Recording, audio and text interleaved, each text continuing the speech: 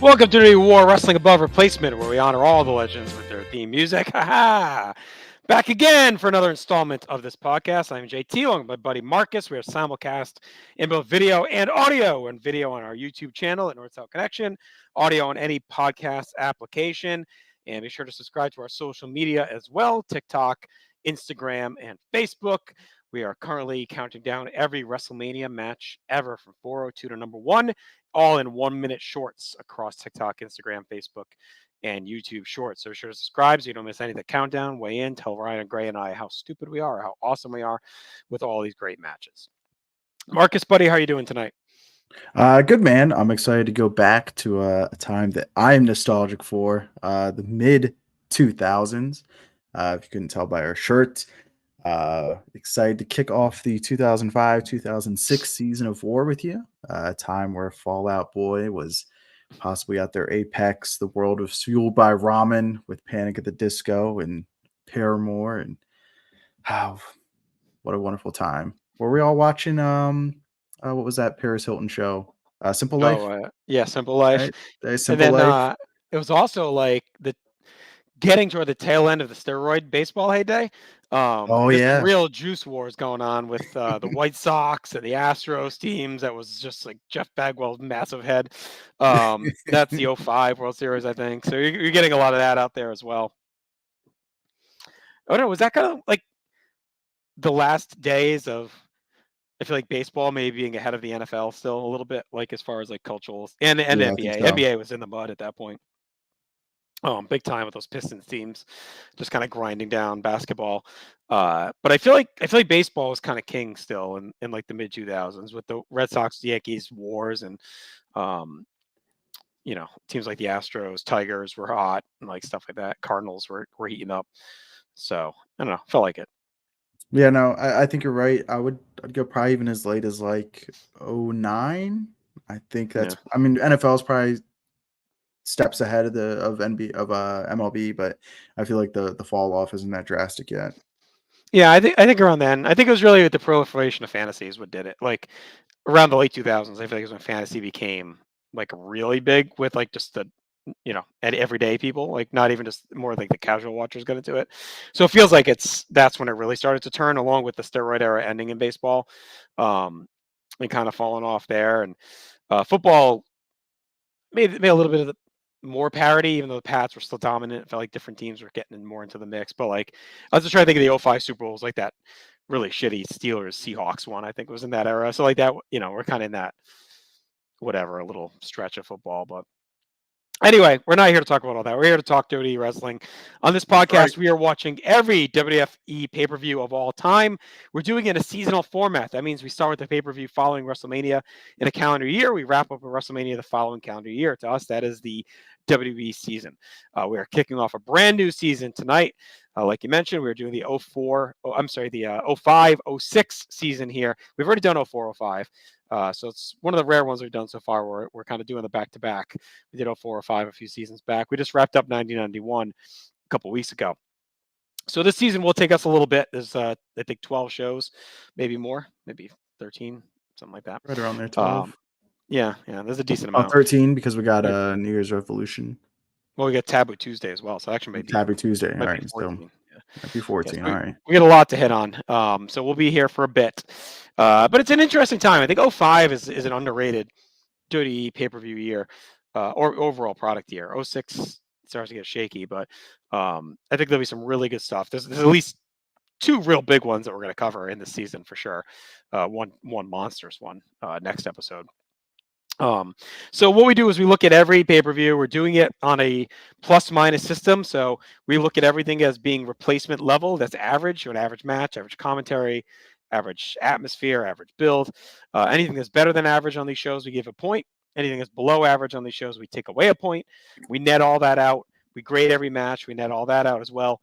And that gives us a total WAR score. And then we're stack ranking every pay-per-view against each other historically based on those scores. So it's looking at everything. Yeah, you can be a great in-ring show and not finish high on our list. You can be renowned as one of the worst WrestleManias ever, like WrestleMania 32 is, and finish high on our list because a lot of stuff happens. If things happen, if there's good commentary, good build, and a red hot crowd, like you're going to do well in our system. It's not all about match quality. We factor everything in, Marcus. And why don't you show that off by walking through our categories? Absolutely. Our first category is build, followed up by commentary, then atmosphere, notable moments and importance, our match grades, like you talked about, card structure, rewatchability, and all time matches. And for an all time match to be a plus, it is a match we both agree is 4.25 and above. For it to be a minus, it is something we both agree is 0.75 and below. All right. All right, so we are kicking off the season with Backlash 2005. This took place at the Verizon Wireless Arena in Manchester, New Hampshire, May 1st, 2005. Rare Backlash in May, but it's the just the, of course, first day of the month, so it's basically an April show still. Manchester's a weird little wrestling city. Like, you don't get too much there. WWF does run it regularly. The most famous match, I think, prior to this show was probably the Undertaker Jeff Hardy ladder match, which I was at in Oh, okay. Manchester. Um, Cool. so that was there, that Raw in July of 02. I'd say one of the matches we're going to talk about tonight is probably the other most famous match that's taking place in Manchester. But Someone we'll needs to see. pick it for making towns. Yeah, there you go. Look at my buddy Charlie on. He's from Manchester. All right, so we have Jim Ross and Jerry Lawler in the booth. This is, of course, a Raw-only pay-per-view.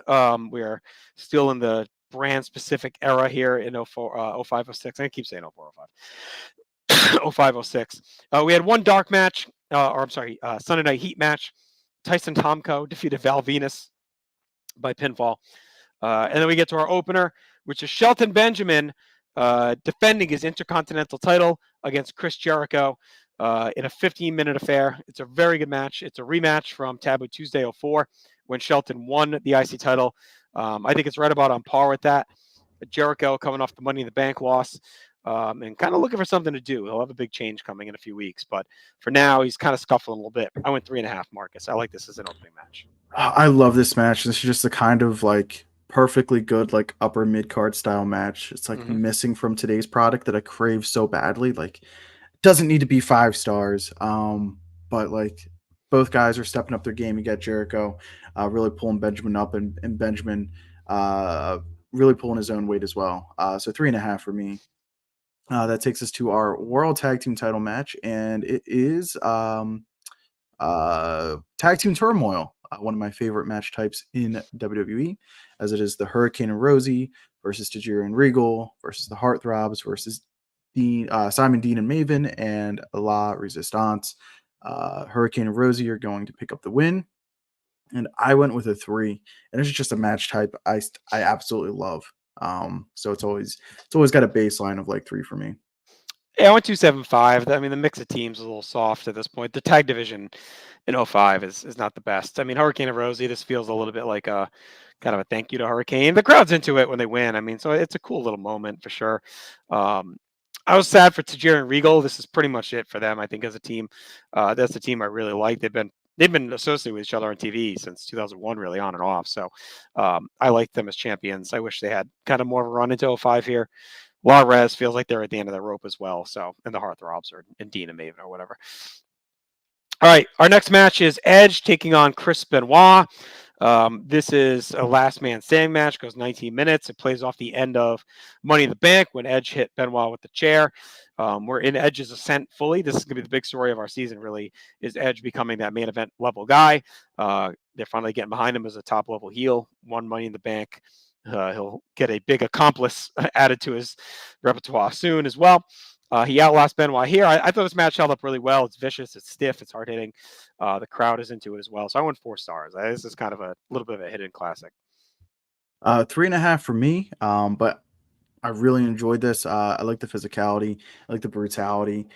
This match was less about like over the top spectacle bumps and just more about just punishment. And again, the physicality. So really good stuff here from these guys. Next up, we've got Kane taking on Big Vis. I went with a 2.75. This is a Haas fight of sorts, and I just like big dudes running into each other. It's a lot of fun for me. Yeah, I give it a 2. I mean, it's fine. This is, Kane. We'll talk about it, but this is like Lita has become Stockholm syndromed by Kane, right? Yeah. Where Kane obviously they did the whole sexual abuse storyline and the baby and all that, and like now like Lita likes him. Like the whole thing is just weird. Trish is with Viscera, which is a fun pairing, but this is Trish and Lita are just always at each other's throats. Yeah, it's fine. It's whatever. All right. Next is the one of the matches the show was sold on. That is Hulk Hogan making his in-ring return. It's the first match since 2003, teaming with Shawn Michaels to take on Muhammad Hassan and Daivari. Daivari and Hassan had attacked Hogan at WrestleMania, and then they attacked Michaels on TV. Michaels said he needed a partner, calls out Hulk Hogan, and says, "Hey, it's a dream team. Let's do it. We've never teamed before. The fans want it." Hogan obliges. It's a cool moment when they come together on Raw, and it's such a random match on the show. Like Hulk Hogan and Shawn Michaels teaming up on a random Backlash in New Hampshire. It's just an odd point in history. It's a very Saturday Night's Main Event match. I mean, Hassan and Daivari completely overmatched. They really have no chance here at all. But and it's structured like a Saturday Night's Main Event match with a quick shine. Crowd kind of get heated up, and then you get the classic face in peril into the hot finish, 15 minutes and out. I went 3 1/4. I think it's just a professional match. We didn't know it at the time, but they would use this match to kickstart the big angle eventually, about a month later, to kick off the big SummerSlam main event angle. So Yeah, 3.5 for me. This is just that Hogan magic, man. He still got the crowd in the palm of his hand here in the mid 2000s. Not doing what he used to do. Again, he didn't do a whole lot, but the crowd mastery is there, and he can get guys like Daivari and Muhammad Hassan. He can really just pull them right up and just add them into the formula. Really good stuff, and that takes us to our main event for the World Heavyweight title. It is our new champion, Dave Batista, taking on Triple H, who is getting his return match from losing the title at WrestleMania 21. I went with a 2.75. There's just something about these two so far from what we've seen that just doesn't factor in the specimen and the powerhouse that Dave Batista is. And it kind of just treats him as if this was Ric Flair taking on Road Warrior Hawk. Road Warrior Hawk, right? Again, Road Warrior Hawk is a specimen in his own right, but he's a tag guy at the end of the day. Dave Batista, he should be getting treated more like Sting, more like a Luger, and that's not the case. There's just too many spots in here where he's treated just like a regular wrestler, and we don't need to see that from Dave Batista. So, what do you got this at? I went 3 1/4. I liked it a little bit better than you. I liked it better than Mania.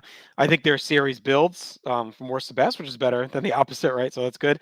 I think WrestleMania should have been more of a squash, and then set up Triple H for the say he was caught off guard, however you want to get it, right? And then you get a longer match here. I liked the story here. This is where the pedigree is like presented as like lethal or whatever, right? Throughout this match where he's trying to hit the pedigree. Yeah. So I thought this one had a little bit better of a story they were able to focus on as opposed to Mania. The crowd also wasn't as burnt as they were at Mania, so that helped as well during this. But Triple H puts him over clean again. I mean, 2 months in a row. So points there. He'll get one more shot at it next time we're back for a Raw pay-per-view.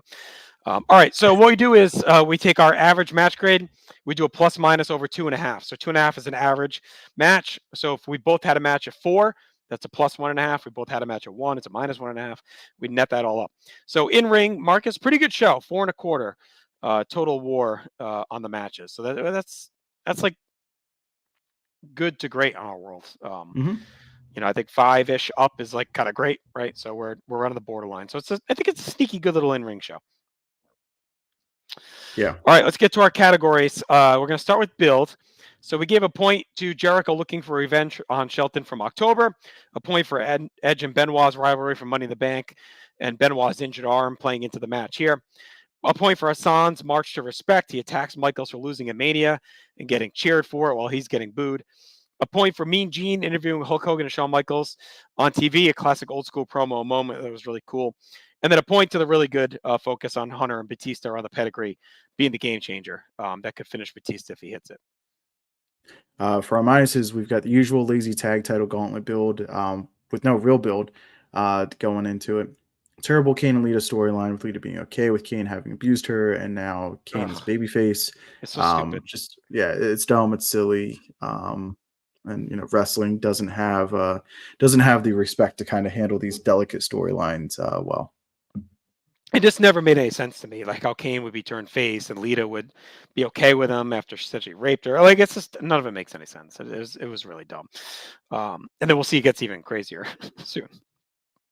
All right, so that's a 3 for build. So solidly built show. Commentary, a point for Ross, making a really good point around Jericho's record for IC title reigns. A point for Ross being locked in on the stiff battle between Edge and Benoit. A point for Ross's awesome performance during the Hogan and Shawn match. Got over the weapon shot to Shawn's back, the one to Hogan. Does a really good job. And then he also did a really good job navigating the pedigree story through the main event without hyperbole. Feels big without being over the top. I think a lot of people love Ross in the Attitude Era, and he's great there. But I feel like there is a little stretch here. In like 04, 05, where he's way better than you remember him being. Like he really carries a lot of these things. I think when he comes like starts to get to 07, 08, when he starts to lose the fastball, but I think we're in like the final stretch of him. Post Dr. Heine is when it kind of falls apart on him, but Yeah. it's the stretch in 05 before he leaves is pretty good. Yep. For our minuses, we got King acting dumb during the tag gauntlet about the rules, even though he's called a million Oh of them God, since. how many? I So, mean, there was one on every freaking pay per view in '98, yeah. '99, 2000. We got King being horny for a Vis and Trish sex tape, and that's certainly of the time. And JR says that they could put it on pay per view in Memphis. Yeah, so that's that was funny. Yeah. Put the sex tape on pay per view. All right, so +2 for commentary. Atmosphere, a point for the really cool set. The Backlash looks cool. Point for the big pop for Jericho. A point for the big pop for Hurricane and Rosie when they win the belts. A point for Chris Masters in his entrance. He had a segment on here where he comes out and challenges any fan to escape the master lock. Ends up being a woman, so you get some awkwardness in there. But his entrance was always awesome, like really well timed with the music and the spotlight and all that. I think I jumped out of my seat when Chris Masters came out because I was not expecting that. It's one of my favorite entrances of WWE. It was really good. A point for the pop for Kane hitting the choke slam on Vis and the win. 2 points for the pop for Michaels and Hogan. The crowd is so into them the whole time. And then a point for the crowd and Tomko mark out backstage when Christian does a diss rap. I'm sorry, in the ring he comes out, he bitches about not being on the show, and does a diss rap, and even Tomko's laughing at it. So point for that as well. All right. For our minuses, we got science for the tag team division until the finish of the match. We got the crowd chanting for Matt Hardy, already affecting the Edge and Lita, their matches and stuff that happened off screen. So They're in a tough spot. They're really trying to rocket push mhm. Edge. The Matt Hardy stuff happened. Hardy got fired for being a whiny cuck on WWE.com. And now they're like, the chance are overtaking anytime Edge is on screen. So it was a rough time for them to try and beat, rocket push Edge. But that's a +6 for atmosphere. So sneaky little hot crowd in Manchester. Well, Notable moments and importance. We have a point for Hurricane and Rosie winning the tag titles, a point for Chris Masters' pay-per-view debut, and he taps out the jacked woman. A point for Hogan's first pay-per-view match in 2 years. I think it's his first since Judgment Day 03. And then a point for Michaels and Hogan Dream Team tag match. First ever, only ever. all right. Our minuses, we got Trish's paper. back injury takes her out while she's in a hot streak, and then Triple H getting a long visual pin with the pedigree by just being used to set up another rematch. Yeah. And I have my own thoughts about what should have happened with the pedigree. I think he should have hit it and turned around to pose, and I think Batista should have got right back up. And Speaking of RotoWire Hawk, just do the yeah, Hawk. Go sell that's the pile driver. Get up and powerbomb them. All right, so that's a +2 for moments, 4.25 for match grades. Card structure, we give a point for starting hot with the IC belt, a point for Hogan and Michaels tagging on the undercard with a tepid main event, kind of props up a throwaway show with a dream tag. It could have really been a show that there was a real forgettable throwaway without Hogan and Michaels on the undercard, kind of carrying the star power.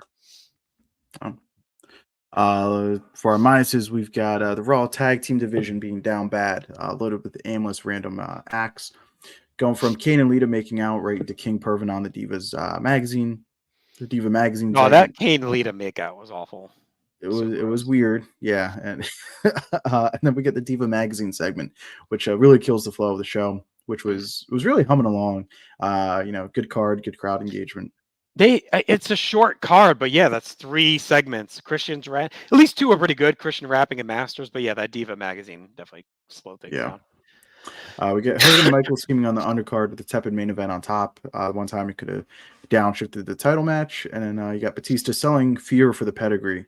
Triple H needing to get his heat back. Almost no selling the Batista bomb post match. Yeah, so negative Didn't like 4 on the that. card structure. It's a bit of a mess. We usually were 4 ending with the world title. We give them points before for it during certain years when there's big matches. This is one I think they could have put Hogan Michaels in the main event slot.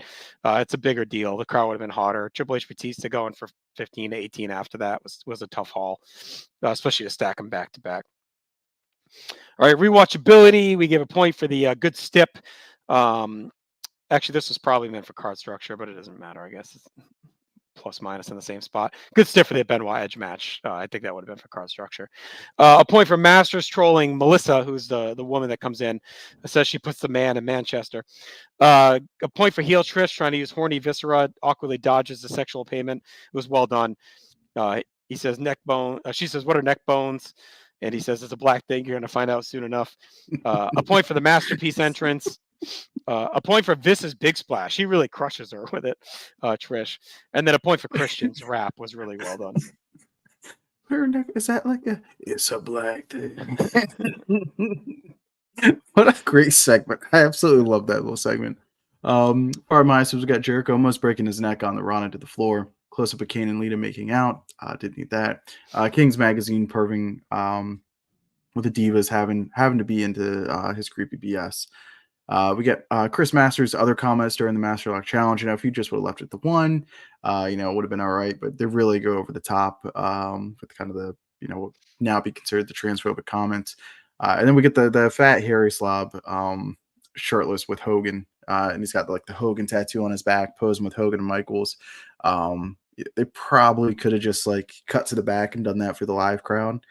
Yeah, or just been like had him on Raw or something. I don't know. Just yeah. You got Michaels and Hogan. It's like the Mega Powers, posing, and then this fat slob out there with the tattoo. Just didn't really resonate. Perfect thing for like a DVD extra. Yeah, like imagine Hogan and Warrior, posing at the end of WrestleMania 8, and then like some sloppy ass fan is in the ring with it. I don't know. It's just an odd choice. So +1 for rewatchability. No all-time matches either way. Gives us a final score of 14.25, Marcus. So, I mean, it's not one of our highest shows, but I think it's a respectable showing, I think, for Backlash 05. I think it's one you would have thought maybe would be toward the bottom of the list, but it ends up checking in as 67th all time, just below Royal Rumble 93, just above Rebellion 01, just above WrestleMania 2000, and just below WrestleMania 28. So it's it's in a pretty good company in there, right? It's not toward the bottom where I thought it would be for sure.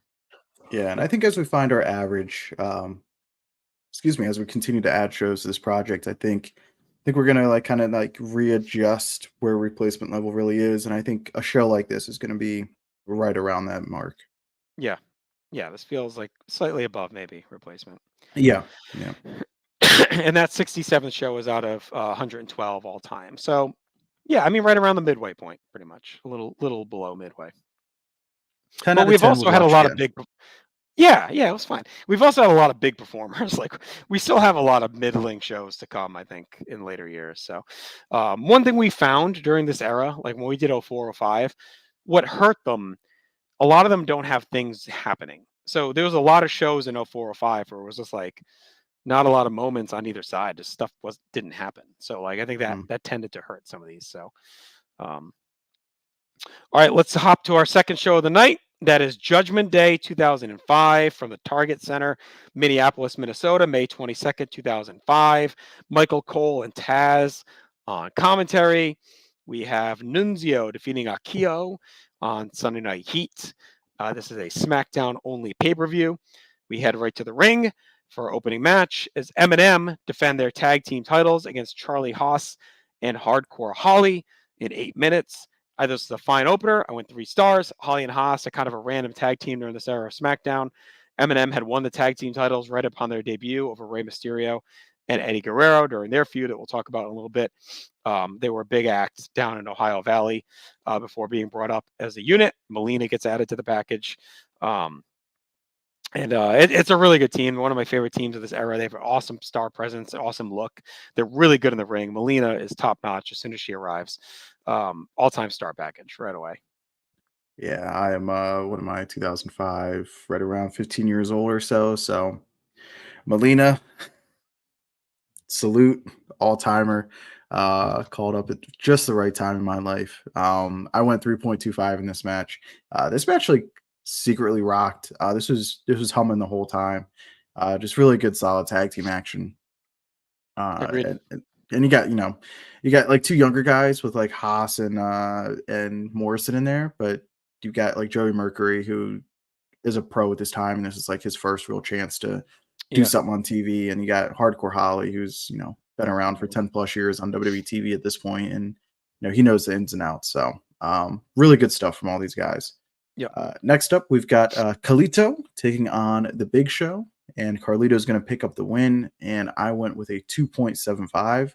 And I'm like a really big Carlito fan too during this time. So two of my favorite acts back to back. I love Eminem and love Carlito.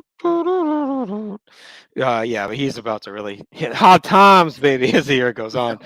But this is fine. Yeah, Carlito disrespected Big Show, spit the apple in his face. This is kind of his final days on SmackDown. He's headed to Raw soon.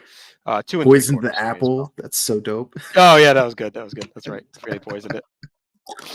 All right. Up next is our cruiserweight title match: Paul London versus Chavo Guerrero. I'm not the biggest Chavo fan. London retains. I think there's better guys that could put in here to help kind of solidify this undercard. It's fine as it is. 2 3/4. I love London. I just wish they gave him a better opponent. Yeah, I'm not huge on either guy. 2 3/4 for me. Takes us to another big match on the SmackDown brand, as we've got Booker T taking on Kurt Angle. Booker T is going to pick up the win, and yes, this is that program. It's true. It's true. He loves bestiality sex. I went 3.5. This match was like exactly what it needed to be, and this is like when I say earlier that like wrestling doesn't get the benefit of the doubt with like how they handle certain angles. This one, like if wrestling did this more often, then like sure, you could handle more sensitive topics. Right. Angle goes in there, and yeah, it's a great match, but Booker T is fired up the whole time, gets down to the ring, and he's just beating the crap out of Kurt Angle. And eventually Angle gets the upper hand. It plays out exactly like it should. Mm-hmm. And then Booker picks up the big win. So 3.5 for me. Yeah, it's a questionable angle, but to your point, they blow it off the right way with Booker winning clean and destroying Angle. This is what they didn't do, right? In 2003 with Booker and Triple H, this wasn't as charged as that, but it's still. I mean, he's going after his wife and being a creep and a stalker. So it was a weird take on Angle. It feels like they have Angle. They don't know what to do with him a little bit here during this stretch. They kind of are setting him up for the fall to be like a top guy on the heel side, but right now they're kind of still looking for shit to do post Shawn Michaels feud for him. So, all right, up next is our U.S. title match. It is Heidenreich taking on Orlando Jordan, our U.S. champion still. Jordan retains. I went 2 stars. I'm not the biggest OJ fan. 5 minutes. Heidenreich either. This is pure 05 SmackDown. Not where you want to be. I'm not an OJ fan, but I might be a Heinrich fan as the season goes on. Orlando Jordan is my second least favorite OJ of all time. I'm sorry, yes. He's my least favorite. He's my least favorite. Yeah, I'd have the other OJ above him. Yeah, because I think it was the son who did it, not OJ. But Orlando. Yeah, 2.25 for me. All right. We got Rey Mysterio taking on Eddie Guerrero. Now we're talking. I went with a 4 for this match. This bordered right on all-timer territory. These guys were really cooking. Again, it's not their WCW stuff. It's different, but different doesn't have to be worse. Like this is right up there. It's really good stuff. So 4 for me. I went for 4. This feud's awesome. It's pretty legendary, right? It's one they booked themselves from beginning to finish. It was one that did really well on was it still UPN? Was it CW? What was it Yeah. at this So UPN. so still doing really well on UPN. Heavy Latino audience. Very telenovela style as it goes along. Right now, we're not quite there yet, but it really hits. It hits, and they do a really good job with it. This has a great ending too, where Eddie, the story they weave in here is that Eddie could never beat Ray, right? Even though he did beat him in WCW, they kind of play it off like he's never really been able to get the best of him. They had the match at Mania. Ray won. They were tag team champions, but Eddie's jealousy and anger spilt over, and he turned on Ray, and he's hell bent now on beating him and hurting him. And here he's starting to get in the soup. He's starting to lose control of the match. So Ray comes off the springboard and he just swats him with the chair, and then beats the shit out of him. This is where he hit the brainbuster on the chair, right? Too was that here? Mhm. Yeah, Yeah. or that was in the attack. Maybe that was in the attack, but Yeah, he also hit on the steps, I think, on SmackDown. that's what. Oh yeah, the steps on Yeah. SmackDown. Yeah, the chair shot here is awesome. I've always loved this match. It's a classic, so 4 stars. The main event, also an all-time classic. That is John Cena defeating JBL for the WWE title to retain the WWE title in an I Quit match. 23 minutes. It's a bloodbath. 4 3/4 for me. It really holds up. Their Mania match was boring. We talked about it when we did that season. This is what that should have been. All the bells and whistles. And I know you couldn't do a 23-minute bloodbath at that Mania. I get it. That should have been the cabinet emptying the chamber, going crazy. And JBL should have snuck out with the belt at Mania. I believe that. I believe Cena should have won by DQ because the cabinet overwhelmed him, saved his big win for here, and let Cena have this bloodbath match to win the belt. I get they wanted to crown him and Batista on the same night, so whatever. But this match to me is integral in making Cena the star more than Mania was him showing that he could go out there, have a WWE style classic. Bradshaw's best match by far, not even close. He's awesome in this, and then the end is perfect. JBL, like he doesn't want to get hit again. He just says, "I quit." So it's really good stuff. It held up, and it has the all-time entrance too. It's Cena on the flatbed truck with the trademarks, been in the 1s and 2s. So this is around, I think, when the CD came out. So Yeah. JT, I'm gonna do something here. Hopefully it doesn't mess us up too bad, but I'm gonna tear up the script. Mark Madden over here. I had this at 4.75, and the more I think about it, this is Juicing going it. full five for me. All right. Partly it is perfect. And I also think that I think this is the best I Quit match the company's ever had. And then if this match isn't 5 stars, then it would just be impossible for any I Quit match to be 5 stars. So I'm going full 5 on this one. Okay. It bumps it up by a quarter star here overall. I mean, a quarter war point. So that's all right. all set, accounted for. Accounting is done. All right. All right. Sorry, it's a classic. All right. Yeah. Sorry to, mess with the numbers. But yeah, just think about it a little bit more. It's a full 5 for me. Absolutely love it. It's a bloodbath. It's exactly what it should have been. JBL is, he's not a full chicken shit for the whole thing. He's right in Cena's face up until the end, and that's where the payoff is he can't take anymore, doesn't want anymore. So yeah, great stuff. All right, so that's a strong in-ring show, Marcus. That is a 6 for match grades, so that's up there for sure for us for in-ring quality. So who would have thought? Judgment Day 05 checks in well. There was nothing bad really. I mean, everything was either good to great to all time. So only one match was below the average line. Only Hyde and Ray Jordan was below 2.5. Everything else was above. So still doing the arm thing. Still doing it. All right, let's get to our categories. We give a point for Eminem debuting and winning the tag belts on SmackDown. A point for Carlito. He poisoned Big Show. Debuts Matt Morgan as his bodyguard. A point for Chavo pinning Paul London twice on TV to earn the title shot. A point for Heidenreich pinning OJ in a non-title match to earn his title shot. A point for Guerrero I'm sorry, 2 points for Guerrero, turning on Mysterio, losing the tag belts, the brainbuster on the stairs, bleeding. He rips apart the mask, gives the epic promo where he's sitting in the ring in the dark. Just all time stuff. A point for Cena and his brand blowing up. We get the A-Team music video. We get him on the PR tour. We get the new spinner belt, for better or worse. JBL stalking the rematch. He's torturing people to prep for I Quit. So some really good build to Cena and JBL, both from a holistic Cena perspective and then from JBL as a challenger. For our minuses, we've got regressing Angle down to wanting bestiality sex with Gutter Slut Charmel in that whole program. They're really losing the point, and they're losing really all the momentum coming off that win from Shawn Michaels at WrestleMania. They don't know what to do with him. It's pretty clear.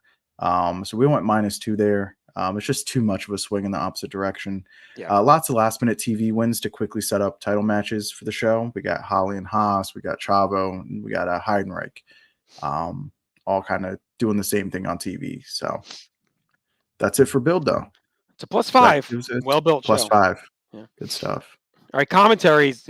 These shows are always going to do well because we are both big Taz and Cole fans in this era, and they were great. 203 when they're coming up, but they are really, 405 is when they're really like locked in. They're friends, they're close friends, they're great on commentary.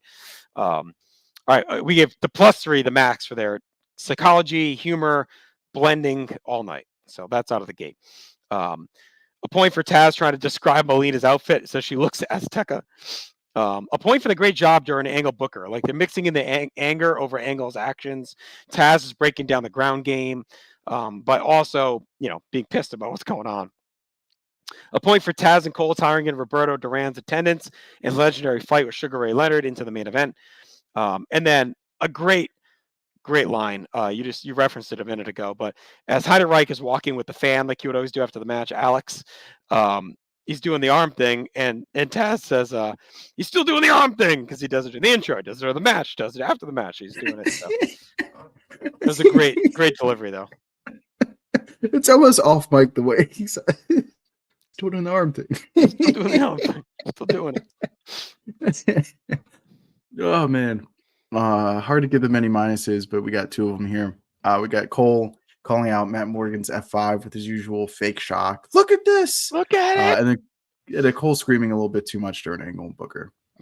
You can tell Vince is in his ear. So that also gives us a +5. All right, strong start. Atmosphere. You and I will always give a point for the Melina entrance with Eminem. So point for that. A point for London's win. Like he really brought the crowd into the match late and got a nice pop. So good for that. A point for the crowd. They were into Heidenreich and Alex. We'll give him credit. A point for Eddie's entrance. The mood just changes in the arena when he comes out. It gets heavy and dark. Sure does. A point for the great crowd buzz during Eddie's attack after the match. And then a point for the Cena entrance, trademark spinning on the back of the flatbed. And then a point for the star pop for Cena as well. I would argue, I think this is the peak for Cena being over. I think it's downhill from here. Which is crazy to say, at least until the worm turns again in 2014, 15 or whatever. And he becomes, it's really when he gets drafted to Raw, which isn't too far after this, but that's what did it for him. For our minuses, we got not much reaction for Booker on his entrance early on in the match, which would be needed to justify this stupid story. And then the crowd starts to sympathize with Angle as he is cuffed and beaten because it's just a little too much heat on Angle. And then we get the complete silence for our United States champion, Orlando Jordan. They got to get the belt off him. Ridiculous. Yeah. All right, +4 for atmosphere. Notable moments, a point for Matt Morgan F5ing the Big Show. It was a little bit of a dig at Brock, right? Another big guy, F5's Big Show. But it was also a cool moment. A point for Charmel getting her revenge on Angle. It's a real vicious low blow. A point for Guerrero escalating the feud with Ray with the brutal assault post-match. A point for the pay-per-view debut of the spinner belt. A point for Cena being covered in blood, destroying JBL to solidify himself as the top guy. For our minuses, we got Angle's assault of Charmel, the finish of Angle and Booker getting a little awkward and confusing the crowd and commentary, and affects the crowd reaction just a bit. So +3 for moments. We talked about it as 6 for match grades. Card structure, a point for starting hot with the tag opener. Crowd is really into that. A point for giving a big chunk of time to the biggest matches. We didn't waste it on the junk. A point for stacking the big two at the top, really ramping to a hot close. And then a point for amping up the main event with the big stipulation. They knew that the tepid Mania match was straight. They needed to gimmick it up, some bells and whistles, and they went above and beyond. For our minuses, we got the U.S. title picture. It's really dark and grim. It's as uninteresting of a pay-per-view match and uninspired that you could put together. We get Heidenreich pulling the fan, reading the poem. The segment drags on into a boring match. And then the post-match recovery march. It just takes up way too much time for a guy that they... Yeah. I mean, they end up keep trying with Heidenreich. It's not like they stop trying, but it's just... No. Well, it gets better. What they do next with him, I think, is actually the best use for him. They do a good job. All right, so +2 there. Rewatchability, gave a point for Haas's suicide dive into Eminem. That was great. The crowd was into it. A point for London's beautiful 450. A point for Alex, the fan, saying she's from Minneapolis. Point for Eddie. That was weird. A point for Eddie's superplex. A point for the sick finish to Eddie Ray with the chair shot and the post-match. A point for JBL and Cena doused in blood, laying on a flatbed. JBL bops Cena with the mic and then weakly demanding he quits. Was great. Just completely out of it and just trying anything he could. For our minuses, we got a lot of gross chops from Hardcore Holly and Big Show. Of course, taking on newcomers, rookies, if you will. We get London missing the somersault plancha off the top rope and lands flat on his back onto the floor when Chavo doesn't catch him. We get Creepy Angle forcing himself onto Charmel and covering her mouth. -2 there. Heidenreich finding a friend in the crowd. I want a friend. Nick Patrick constantly giving guys the Iggy to kick out. That really bugs me. Can't 1, 2, like, come on. All right, so that's a wash on rewatchability. One all-time match at Cena JBL. So that's a point there. Gives us I would say, pretty surprising score, Marcus, of 26 for Judgment Day 05. We usually break a tie based on best match. This is tied with Unforgiven 2001. But I don't think Unforgiven has a 5-star match. So I'm assuming this is going to be above it.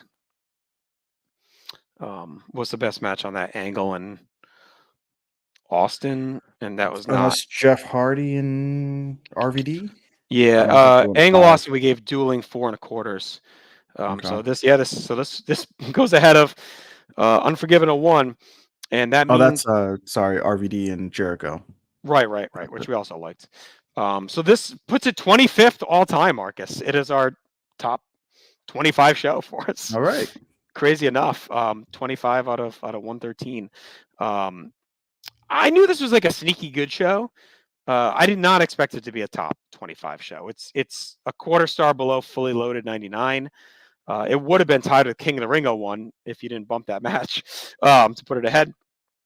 It's a little bit below War Games 2. A little bit below Survivor Series 92, No Mercy 01. Like, this is the company it's in. Above WrestleMania 32. So it's like in some real like good territory. You know what I mean? Like SummerSlam 11, TLC 15. So I don't know. Are you surprised? Pleasantly surprised. But like once you look over, it's like, great main event, all timer. And then everything else is just super solid. You get Eddie and Ray at 4. You get the tag title match, and that sometimes those can kind of drag, but that was over 3 for both of us. And then your upper mid card, but middle of the show match with Booker and Angle, that really delivered. So everything was really good on this show. I would definitely, again, love to watch this one again. Nothing bad at all. Yeah, again, it was like we said, one match below the average line. 2 classics. Stuff happened. The crowd was great. So it's a cool little show. Commentary was great. You should rewatch it if you haven't. It's worth a watch. It's fun. All right, so I want to go over our top 10 before we wrap up here. Our 10th show of all time currently is SummerSlam 2015 with 35 1/4.